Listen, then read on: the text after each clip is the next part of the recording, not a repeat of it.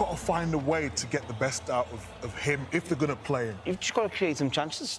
He's one of the best goal scorers of all time, and if you create chances for him, normally he'll score them chances. And as I said at half-time, the other players will have to do a little bit more work, which I'm sure they've been used to over the last few years. So, but he's not a luxury for you? No, you can't look at Ronaldo and think he's a luxury. Yeah, he's getting on a bit. He hasn't got the legs he used to have, but he will score goals, as we've seen in the last game. So it's, as I said, it's something that Colombia, Portugal are used to. They're used to doing that bit more work, but yeah, it's, if he's insisting on playing every minute, I think it will be difficult. Which he does appear to be. And that is interesting, because we talked earlier on today about England and managing Harry Kane, who's had a very tough season, and trying to get the best out of him, and, you know, as fatigue sets in through a tournament. But when you're 41 years old, and your manager, if he wanted to take you off with 20 minutes to go, would he be within his rights, Roberto Martinez?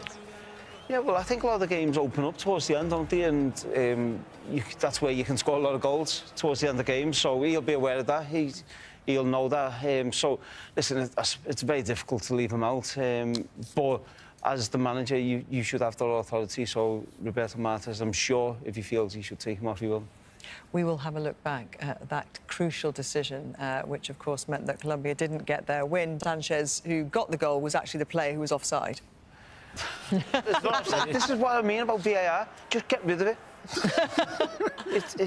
It's ruining the game for me. And it's onside. I don't care what they're telling me, what information they're giving me. That is onside.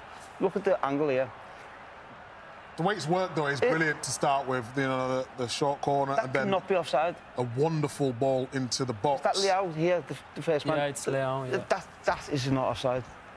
What do you think, Lucas? Yeah. For me, I'm not having also. It looks well onside, but you know, the VAR is there to look.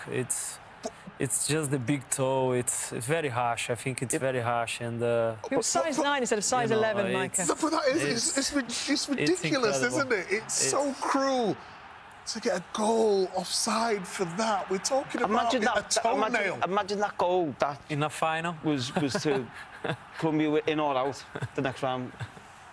And you'd be forgiven, wouldn't you, for thinking that that's what they were playing for? Because, as you said, the energy they played and the way they were chasing that game and desperate for that goal, and they got that goal. They were absolutely sensational. Watching them, obviously we know their players, but the style of play, whether they needed to win, lose, draw, whatever, they just play the same way. And I couldn't believe it at times when they had so much quality going. It was just that final pass. On another day, they could have had 2 or 3. And playing against a Portugal side who are one of the favourites to win the tournament. That was some performance from them.